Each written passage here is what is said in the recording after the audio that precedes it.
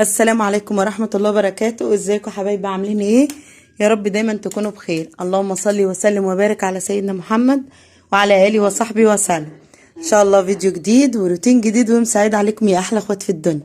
قبل ما نبتدي الفيديو ما تنسونيش بتعليقاتكم الجميلة، ولو انتوا لسه ما اشتركتوش انزلوا اشتركوا في القناة وفعلوا الجرس علشان كل ما انزل فيديو تتفرجوا عليه. فضلا منكم وليس امرا حطوا لي لايك ان عجبكم الفيديو. بصوا بقى كده جولة كده في الشقة بعد ما فرشت الموكيت. طلعت الهدوم، طبعا انا هوريكم بعد ما اخلص بس الجوله اللي انا هوريها لكم. هوريكم الهدوم اللي انا طلعتها اللي هي الهدوم الشتوي، وشلت الهدوم الصيفي. وهطبقها، بس انا مش هطبقها اليومين دول علشان الدولاب فيه حبه حاجات كده هبقى اوريها لكم. ماشي، بصوا بقى انا هنا طلعت الموكيت. طبعا انتوا عارفين اتعدل يا ولد هو لابس بس يتعدل. طبعا انتوا عارفين ان انا طلعت الموكيت ده وفرشته، فرشت عليه البطانيه دي اللي انتوا شايفينها اهي. بصوا كده احنا هناخد جوله من اول الاوضه. طبعا الاوضه دي اللي هي ما بتتفتحش، بصوا روقتها خليتها جميله ازاي. انا ما بفتحهاش، ما ببيتش فيها حد في الشتاء. بصوا هنا الجهاز بتاع اولاد اخويا زي ما انتوا شايفين. مسكت بقى حطيت الطبليه كده كده بناكل عليها، بطلعها وقت ما بطلع. حطيت كليم في الارض وحطيت البطانيه دي على السرير، فرشتها اهو زي ما انتم شايفين. خليتها نظيفه زي الفل. خليت الاوضه اللي طبعا يجي عايز يبات فيها عايز يقعد فيها، لان طبعا انتوا عارفين ان الاولاد بتقعد هنا وبدخلها هنا، ممكن يخشوا يناموا لو الوقت اتاخر. طبعا ليه؟ عشان انتوا عارفين لما بقتش اقعدهم في الصاله الكبيره. بصوا كده ادم تعبان يا حبيبي، تعبان النهارده، ادعوا له ربنا يشفيه ويشيل عنه. بيتفرجوا على الشاشه قصادهم زي ما انتم شايفين على مشهد الضب على طول بيجيبوا. وهنا حطيت البطانيه دي بتشيل طبعا اي فضلات اكل بقى. بصوا حتى انتوا شايفين اهو، انا والله مخليها زي القشطه.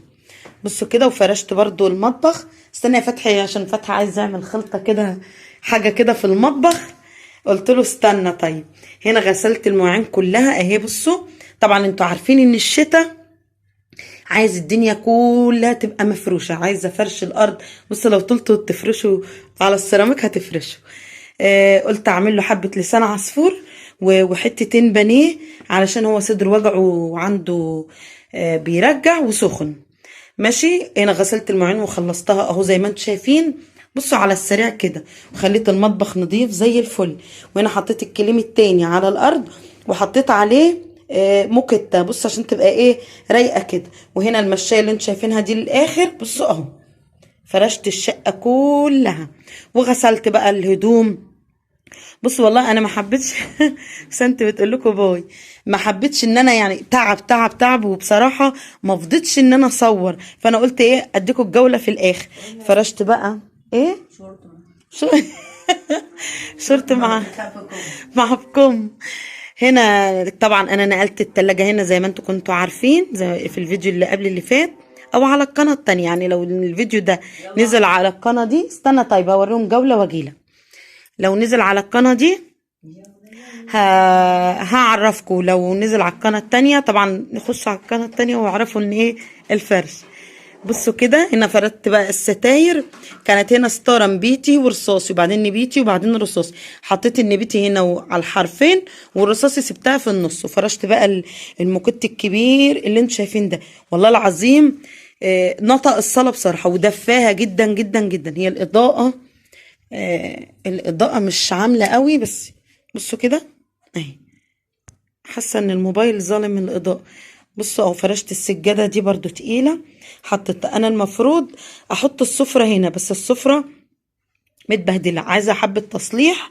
فانا قلت لا اسيبها مركونة لحد ما اوديها يعني النجار يظبطها، يعمل لها كسوة قطيفة نفس الالوان اللي هي تمشي مع مع النيش والانتريه. تمام. هنا حطيت السجادة هنا تقيلة مدفية برضو المكان.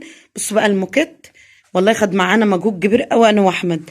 فردته هو بصوا ملوش كسره ولا ليه قطع زي اللي هو قعدوا قالوا لي اقطعيه من هنا كده، فانا قلت لا. بصوا كده اهو للاخر فردته خالص، شلت الانتريه وشلت كل الحاجه اللي في الصاله. وفردت بقى اللي حطيت السجاده تاني. مسكت غسلت السجاده بالفرشه والله العظيم انا حاسه ان الفرشه بهدلت السجاد، فانا قلت لا، هطلع البقع الحاجات البسيطه اللي فيها واسيبها كده، وابقى اوديها المغسله، لاني حاسه ان المغسله هي اللي هتنضفها جامد، انما بايدي الفرشه والله حاسه ان هي بهدلتها مش نضفتها، لان هي بيضه ابيض في جنزاري فاتح ورصاصي. تمام. هنا فرشت اهو زي ما فرشته تاني، نفضت الستاير بقى بالمنفضه، ونفضت الانتريه كله، ومسكت البياضات غسلتها مع الهدوم ونشرتها وطلعتها فردتها زي ما انتم شايفين كده. تمام. البراويز دي طبعا انا قلت لاحمد علقها لي هنا، قال لي عايزه تخريم وعايزه حاجات كده، فعايزه حاجات كتير، فانا قلت له خلاص خليها هنا. وفي براويز تانية هناك اهي، برواز قل اعوذ برب الفلق 3 برضو جنب بعض، قلت له خلاص علقهولي في الجزء ده، في الجزء اللي هنا ده. تمام. بصوا كده اهو. هنا طبعا انا نظفت كل الصاله والصاله التانية والاوض والمطبخ. بصوا اهو، بصوا انتوا كده المنظر، خلصته خالص. طبعا بقى احنا هنفصل واخش لكم على اوضه الاطفال. طبعا الفيديو ده بقاله اكتر من اسبوع، حتى تحس ان هم ايه لسه مصيفين، يعني كانش لسه الجو سقع قوي. قلت له نزلي الهدوم وانا انقط كده بنفسي بقى، واعمل حاجات كتيره ايه بنفسي. بصوا حتى لسه اللبس الصيفي لسه محطوط في الدولاب. هشيل بقى اللبس الصيفي ده كله، احطه في بقى كده، او هدوم زي جلاليب. بصوا بيلعبوا احطه في جلاليب، وبعد كده ابقى اشيله فوق الدولاب. بس انا مش هرص الدولاب دلوقتي، علشان الدولاب عايز يتصلح، عايز يتعمل فيه حاجات، والظرف اللي جنب منه دي عايزه تركب. فالمقطع ده بقاله يجي اسبوعين قبل ما اصور الفيديو ذات نفسه.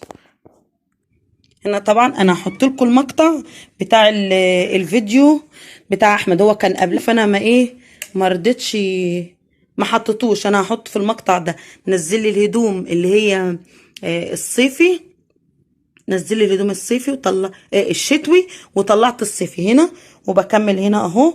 طبعا انا مش هفرد، بصوا الهدوم دي كلها نظيفه ومغسوله. وهنا شلت الملايات بتاعت السرير غسلتها زي ما انتم شايفين اهو. هنا الدولاب بقى، بصوا انا هعمل ايه. انا ما رضيتش اطبقه، يعني طبقت جزء وهشيله برضه، هشيله تاني. ليه؟ انا عايزه الارفف دي، بصوا الارفف دي عايزه احط منها هنا كده وهنا كده في الجزء ده كده وتحت، لان الهدوم لما بحطها بالطول زي ما انتم شايفين كده بتقع. بحس ان هي هدوم كتيره، والدولاب هو مش صغير، هو الدولاب كبير بس عايز ارفف، لان الارفف الهدوم الشتوي لما بتبقى لو عيالي جابوا من تحت كده الهدوم بتقع. انتوا فاهمين انتوا انا عايزه اقول ايه؟ يعني مثلا بنتي لو عايزه الترنج ده وجت تشيله بتوقع ده كله، فانا قلت لا، امسك ارفف اعملها هنا كده. فانا هسيب الهدوم زي ما هي، هسيبها الهدوم زي ما هي في الارض واركب ايه. خدت حتى انا خلعت دي، هاخدها معايا واركب ارفف ايه 9. بصوا بسم الله الرحمن الرحيم، 1 2 3 4 5 6 7 8 9. هركب 9 ارفف في الدولاب، بحيث احط هدوم الاطفال، الفالنات، الحاجات القمصان الصغيره، الهدوم الداخلي بتاعت فتحي، هدوم ادم كتيره، هدوم بسنت كتيره. فلما انا احطها في رفوف صغيره بتبقى محنبكه كده على قد الهدوم، وفي نفس الوقت ما بتوقعش الهدوم في الارض. والله العظيم انا لو داخله اجيب لبنتي لبس ومستربعه بلاقي كل الهدوم دي مرميه في الارض كده من ابني. بصوا بيطلعوا زي ما انتم شايفين كده اهو، بيطلعوا نعكشوا كده ويحطوا. انما لما يكون مثلا دي تيشيرتات خروج، دي بناطيل خروج، دي بيجامات بيتي، دي اطقم داخليه، دي قمصان. انتوا فاهمين ازاي؟ عايزه انظم الدولاب، هو كبير وحلو بس عايزه استغل ان انا مثلا لو هرفع الرف لحد هنا، لا ارفعه للاخر، اروح حاطه هنا لوح خشب كده، واروح حاطه هنا جزء ايه الهدوم كذا ودي هدوم كذا. انتوا فاهمين كده؟ هنا طلعت الهدوم دي كلها هدوم نظيفه، بس هدوم شتوي. تمام. وهنا شلت الملايات بتاعت السراير وسايبه لهم بس بطانيه، في بطانيه بره مفروده عليهم. طبعا المقطع اللي قبل ده وهو بينزل لي الهدوم كانوا عيالي بيلعبوا بيتنططوا، فهو كان قبلها وسبته على التليفون. تمام كده حبايبي، يكون الفيديو خلص. ما تنسلوش بتعليقاتكم الجميله، ولو انتوا لسه ما اشتركتوش انزلوا اشتركوا في القناه وفعلوا الجرس عشان كل ما انزل فيديو تتفرجوا عليه. فضلا منكم وليس امرا، نحط له لايك للفيديو. بصوا يا حبايبي اهو، الدنيا رايقه زي الفل. قلت بقى كده اهو، بصوا كده، قلت بقى نشوف فتحي عايز يلخبط الدنيا، هدخل بقى اعمل لهم لسان عصفور وبانيه، لان ادم النهارده بصراحه تعبان جدا. وانتي بسنت بتقول وانا تمام. يلا يا فتحي، تعال شوف انت عايز تعمل لهم ايه. بص كده ادم حبيبي، هاتي لبن. والله ما بيعيا بيزعلني قوي. هنشوف بقى نعمل حبة اللسان عصفور. بسم الله الرحمن الرحيم.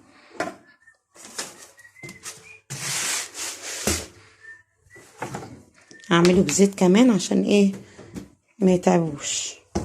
تمام. يلا والسلام عليكم ورحمة الله وبركاته. يا رب يا حبايبي يكون الفيديو عجبكم.